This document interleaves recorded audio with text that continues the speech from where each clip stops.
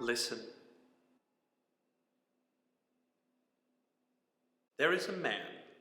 He is not always anxious, but in this case, very extremely anxious also. There is a woman.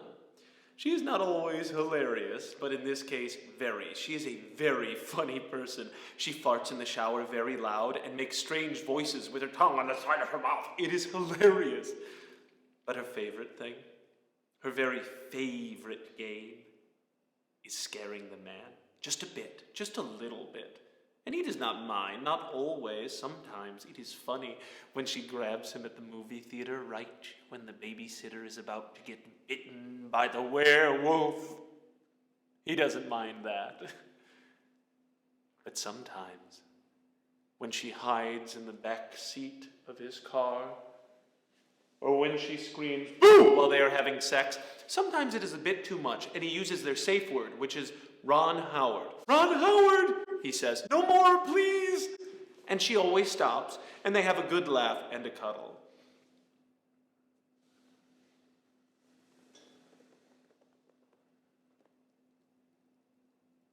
There is a house, but it is not in the story yet, not quite yet. But there is a house. There is always a house. So, the anxious man and the hilarious woman slowly build a life together out of little pieces. Chocolate bars, board games, relevant articles cut out of newspapers, vanilla sex, butt stuff, a promotion, Netflix, and booths at bars and drive-in double features. These pieces accumulate neatly, one after another, joints fitting snugly, so tight, in fact, that they forget what it was ever like to pull apart. And so, after many years, they decide to get married. They pick out colors and fabrics and DJs and whether or not to cha-cha slide. He sweats and stresses over online reviews. She makes jokes. She hides the wedding notes from him when he needs them and pretends the sample quiches from the caterers are finger puppets. It is hilarious, and they laugh very hard because isn't this all silly? All this work for something so quick, a party, a flowery white flash grenade before the two of them disappear into one another like a puff of smoke. There is a house. I told you earlier, remember, that there was a house. There is indeed a house. There is always a house. It is a country house. It sits on a hill in the country at the very top, so everyone in the country can see it, and it can see everyone. No one lives there, but it is never empty.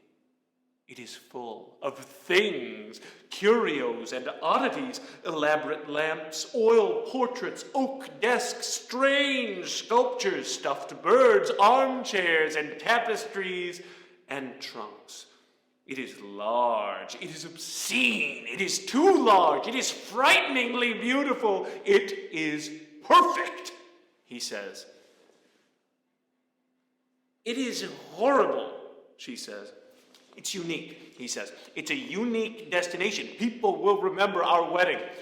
We can get married on a big hill outside and go inside for the reception and look at all this stuff. Yelp says there's a big foyer that's good for hosting. There's only a few dates left. I really think this is the one. He looks very excited. I didn't think we were going to do like a big thing. A big mansion-y wedding. We make fun of those weddings. Yeah, but, we can afford it now. And it's like a joke, he explains. It's an ironic thing because we, don't really care or whatever. But everyone else will be like, their wedding is here? What? What? It's a joke. I don't get it. Okay, well, I don't think it's fair that you always get to be the funny one in this relationship. He looks very sad. Oh, okay. Right. Oh, I get it. Good joke. And he smiles. And she says nothing. There is no entrance to the house. No obvious welcoming point a visitor could orient themselves around. Instead, there are 100 tiny doors like mouse holes etched into the massive estate. This is why, when the couple first visits, they find themselves not in the south foyer, 5 stars on Yelp, where they were scheduled to meet with the building manager, but instead wandering through what seems to be an endless maze of hallways, galleries, and questionably themed rooms.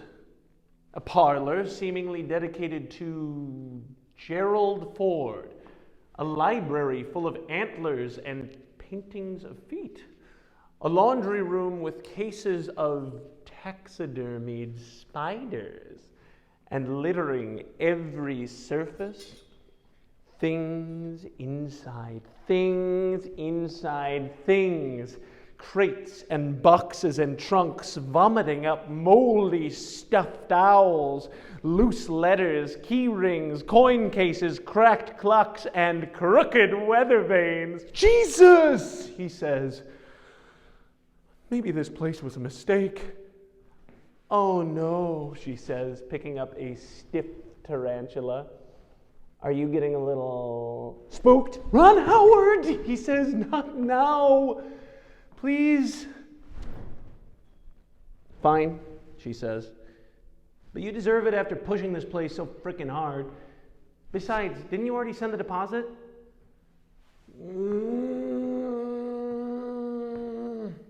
He says.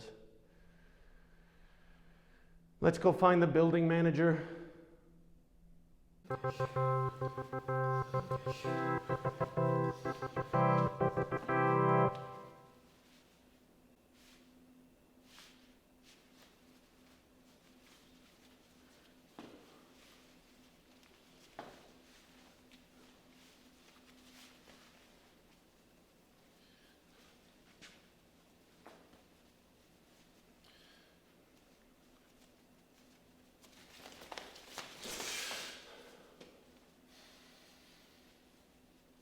Butterflies in your belly. Do you know this saying, butterflies in your belly?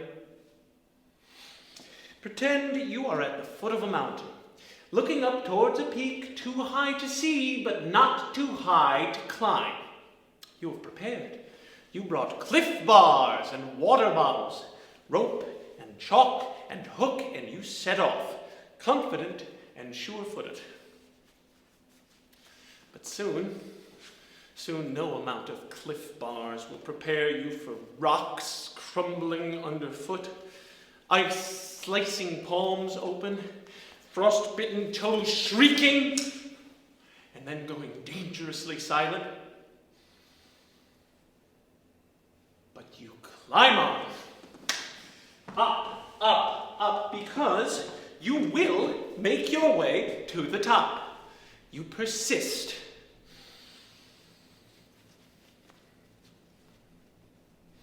At some point, your body turns against you. Every fiber, skin, muscle, bone tears and twists and begs you to stop, to turn back, to release yourself to the cold, but you continue. You persist. Until finally, you can see it. That imagined peak. Except, instead of cheery snowcaps like on the wrappers of Swedish candy bars, you see bones. Icy corpses of climbers who got this far but didn't make it, their faces frozen in rictus screams. Instead of cracks in the rock, your foothold becomes a pelvis. Your finger grip is an eye hole. You pull yourself up. You've worked so hard, inch by inch, and just before you drag your broken body those final few inches up onto the peak, feel something? A buzz just below your rib cage, flutter, itch, a reverberation that grows, drones, fills you from your toes to your molars, 1,000 tiny wings beating, whipping, gossamer razor wrapped in wet intestine, flexing, stripping, bursting, churning, groaning, droning so deep and terrible, you are thrown top to tail off the cliff to howl as you fall forever into the yawning, hungry abyss. This is butterflies in your belly. This is what he feels, looking at the blinding white aisle runner, the bridesmaids and their frozen smiles, the little girl dropping rose petals like blood stains in the snow.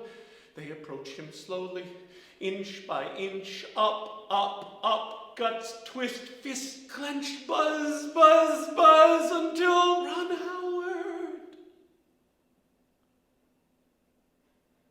And he thinks of the woman, his fiancée, his soon-to-be wife, and all the jokes and scares and secret joys between them. All those years of life become something to hold on to for dear life until she finally arrives. But when she finally crests the hill, makes her way through the gilded wedding arch, and stands before him in all her bridely glory, he does not see comfort or care in her eyes. He does not see 7 long years of cuddles, morning breath, taxes, road trips, not mischief or excitement or even love.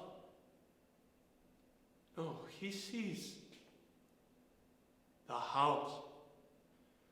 That strange house leaning crooked behind him, reflected back in her eyes. The house looming huge, lurching forward, an avalanche just waiting for the wrong step to come crashing down and swallow them whole. And he blinks, and he sees the woman, his fiancée, his soon-to-be wife, who he loves more than anything in the world. And so the world floods back. String quartets and in-laws and Ron Howard. What? I haven't even pulled out this stuffed tarantula yet. And so the wedding begins.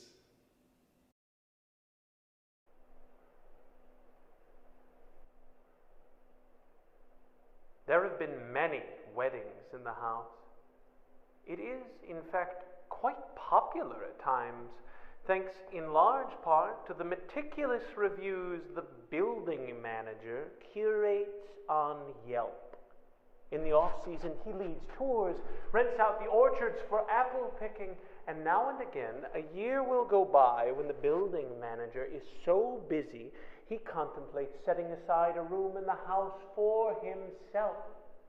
But he always ends up driving the 18 minutes home down to the bottom of the hill. Even in bad snow he drives. Always. But the house is not a bad place. No, it is just hungry. When you stay long, a bit too long, something of yours always seems to go missing.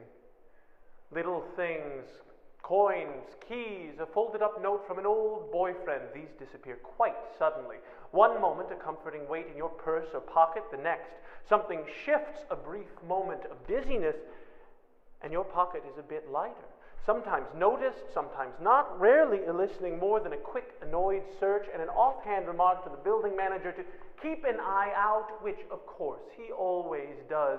Everything turns up here, although rarely when you would expect and never where you lost it.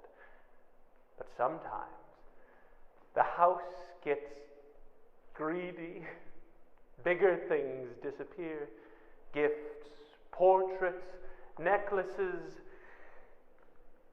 pets. It is in these more dramatic instances the building manager truly shines. He is a small, sweaty man. In every version of this story, he is sweaty. It is perhaps his greatest advantage, natural camouflage. He seems so deeply distressed, no one could imagine dealing with vanishing bracelets and disappearing poodles was part of this man's job description. "Oh my God," he cries, that's horrible. Christ, that's never, I'm so sorry. But where did you last, where exactly? And you don't know. Of course. But the house is quite, yes, of course. Let's do a walkthrough together. I'm sure it'll turn up.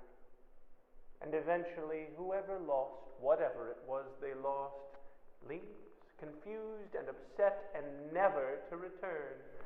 And eventually, somewhere in the house, sometimes months later, a drawer will rattle with some new necklace or purse, or a bark will echo in some faraway locked wing, and the building manager will drive the 18 minutes home down to his house, his own house, filled with remarkably luxurious items for someone as humble as a building manager. But he drives. Even in bad snow, he drives. Always. But the night is young. The reception has only begun.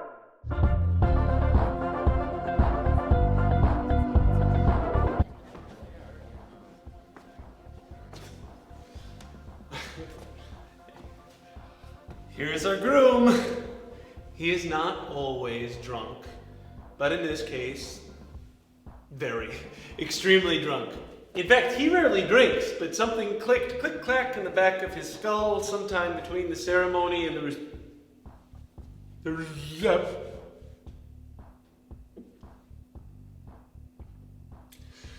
the after party. When the party moved inside the house, click-clack. With bottles traded hands, music started, and here we are! Happy! It's the big day! He hits the bar for one more. It's our big day, baby! Finally! And it's funny, all this fuss is just for me and you to... Honey? Mother of Jesus Christ. Here is our bride. What? Everyone wants to talk to her. Everyone wants to touch her dress and feed her pigs in a blanket and congratulate her. And it is nice, sort of. It is also a bit much being passed around, nibbled at. I feel like a breadcrumb, she says to her new husband, in the middle of a pile of ants. What? I feel like a crumb. But the music was too loud, so he just kisses her and goes to get another drink. She does not mind he picked the venue.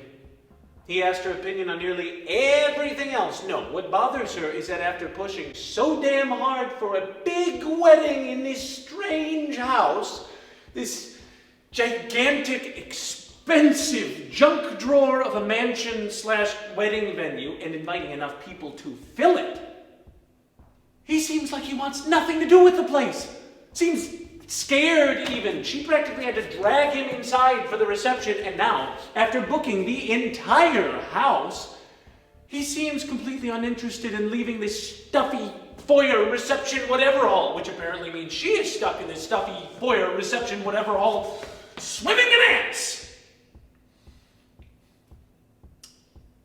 It is her wedding too, after all. So she decides to get their money's worth.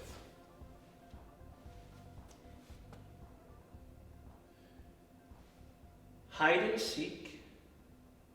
You're it. What? No way. Where are you? Hide and seek. I'm turning my phone off. I love you. Heart emoji, winky face emoji. No. I do not want to. Run. The text turns from green to blue. Her phone is off. Hide and seek?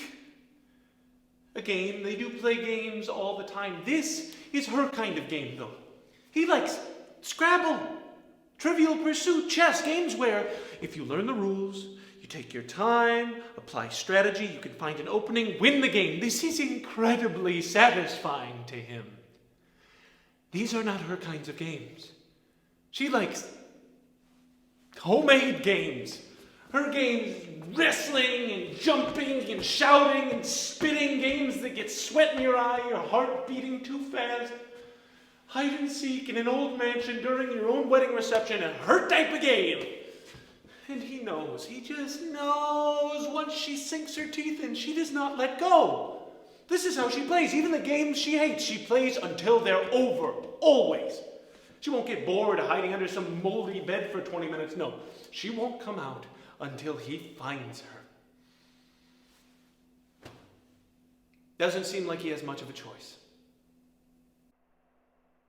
The first one was some child, local, over 100 years ago. The house was built as a summer home, but years came and went without visit, only checked on periodically by a man hired remotely to manage the property.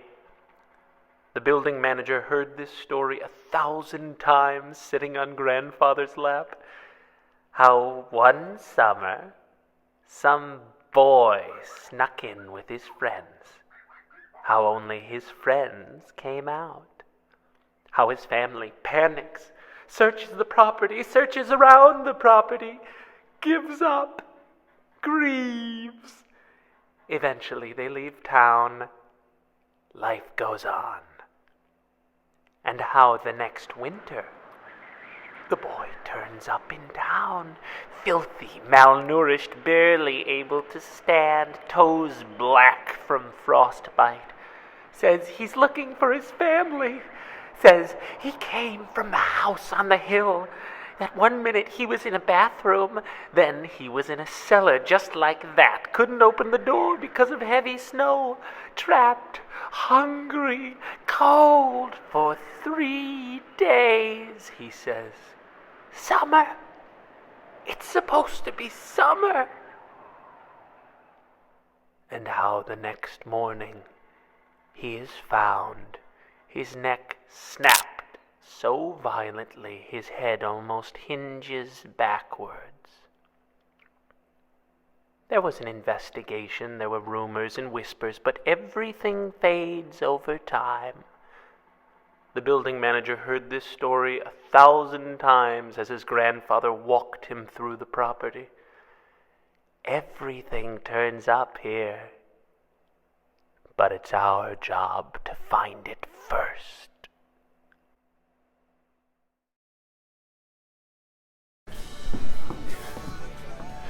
She only has a minute or two lead. She can see him reading her text, looking around the packed room. She slips down, ducks through, pushes open one of the large, heavy doors, and finally, she is alone. Hide and seek. Somewhere not too far away, not impossible for him to find, not too easy either. Some too obvious heavy curtains. A cramped roll-out desk. A sofa too heavy to push aside. She doesn't know what she's looking for, but she'll know it when she sees it. Then she opens the door. There it is. A small, windowless bedroom, surprisingly tidy and sparse, all things considered. The theme is maybe the ocean, seabirds, blue and white blankets and wallpaper, paintings of gulls and skimmers, an old anchor leaning in one corner, and in the other a huge stuffed pelican. And at the foot of the bed, a large, empty trunk.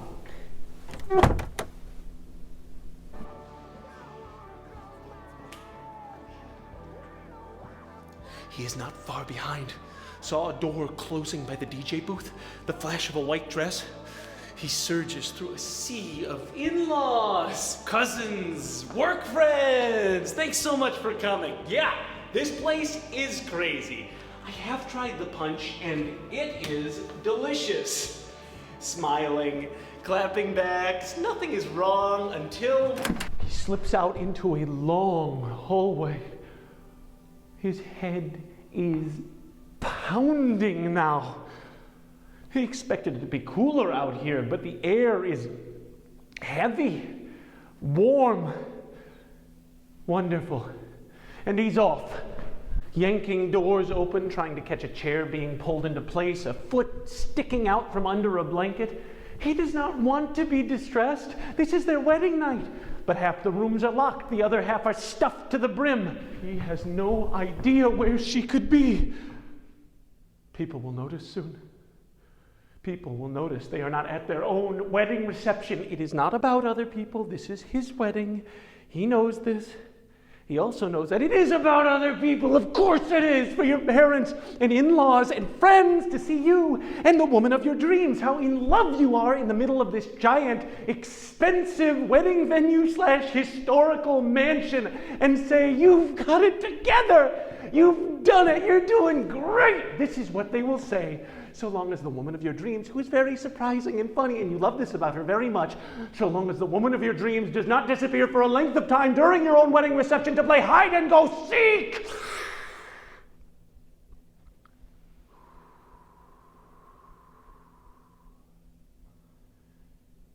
He stops opening doors, tries to listen for footsteps, scraping furniture, anything to give them away, but the music pounds in from the dance hall and his head churns, a drunk octopus trying to push its way out of his skull. The walls seem to expand and contract like they're breathing.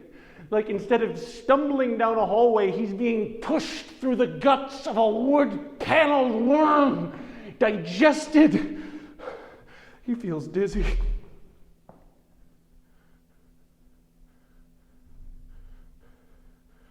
The wall feels wrong,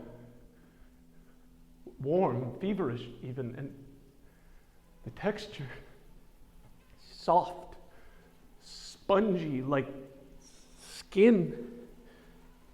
Like if he dug his fingernails in, peeled the wallpaper back, he'd find warm, wet flesh, rotting red and black, hot and oozing.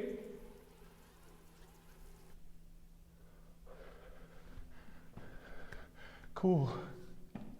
Firm. Click, clack. He heard on the other side of one of the doors ahead a click and a clack, a latch falling into place, a door closing, something. He's positive, thank God. Okay, I found you, honey. Oh, Jesus. Okay.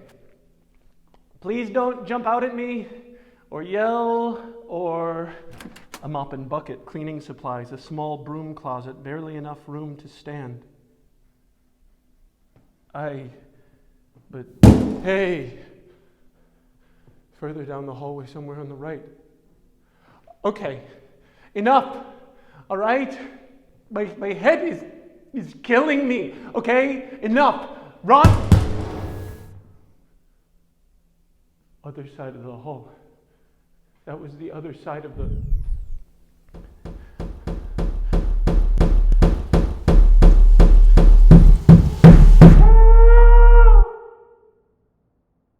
He throws doors open, lunges into rooms, desperate, following the sound, the pounding, thump, thump, thump, echoing down the hallway, drowning the music, drowning everything. A small library, an empty bathroom, a tiny kitchen, a cramped office, ripping open curtains, shoving aside boxes and chairs, but always a room or two away, so close. And now he hears her, he can hear her calling for him, screaming, begging him for help. He tears open closet doors, shoves aside dressers, all the while pounding, pounding, so loud now he can almost see fists bloodied raw against hardwood boards, fingernails cracking, splintering, clawing, thump, thump, thump, until there is a door. She is behind this door. She has to be. It is the last door. He heard her voice behind this door, heard her. He does not open the door.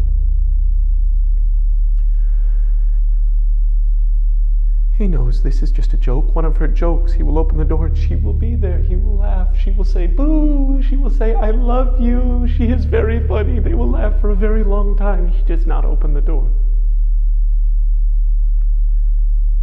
The door handle is cold. It is clearly in terrible condition. It will probably catch when he turns it or fall off. He should not turn the door. It does not catch. It turns easily.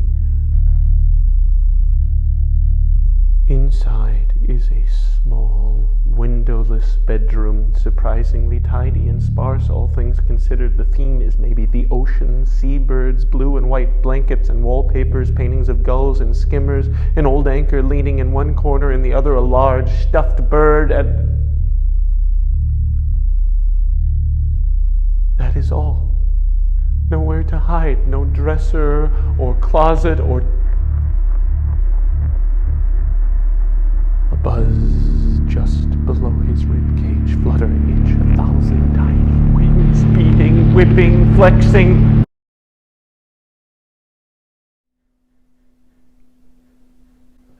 Click-clack. A door opens. Footsteps. Jesus! There you are. Everything is black. His head swims. Christ. Still in the tux. He knows this voice, but cannot place it. He tries to open his eyes, but everything is spinning. Where is she? What? Where is she? My wife. Oh, right. Christ. He hears a creak like someone settling into a chair. Hours. The two of you gone for hours. I should have known better. They thought you'd tucked away somewhere for a bit of alone time. But it was too long. Hours. The food got cold. Guests got uncomfortable. No one cut the cake. And they looked and still they thought you'd run off somewhere. So it was a day or two before they called it in. There was a whole investigation, police, dogs, those police dogs, they sniff anything out still. It's a big house. Where is she? Gone. She's gone. Sorry about that. Dogs, police dogs found her upstairs. Attic, room was locked. She, inside a trunk, got stuck. Too long. Days. What are you talking? No. Listen, this house takes things, moves them around. They disappear, turn up days, weeks, months later. Your wife must have gotten moved upstairs, maybe even the same day, but who knows how long she was actually in there for. Nasty stuff. No idea how she got in that trunk, though. I mean, really, an absolute shit show. You cannot imagine how hard it was to start booking this place again. The man forces his eyes open and the world stops spinning long enough for him to see a dusty old office, a small, sweaty man in a stained shirt. Everything turns up here, pal. It's my job to find it first, and she slipped right through.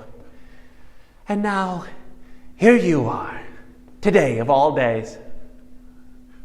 Look, I've got some customers to take care of downstairs. It took a long time for people to forget about you two, so apologies in advance. Can't have you mucking things up. 5 stars, you know. The man does not feel his skull open up, the brick cracking through. Hears it though. Thump, crunch. Feels wet, run hot down his cheek. The floor suddenly feels soft, spongy, warm, like flesh, like tongue. He hears a door open, then close, click clack. Things start to slip away, feels wet, feels warm and wet. And he hears buzz, buzz, buzz.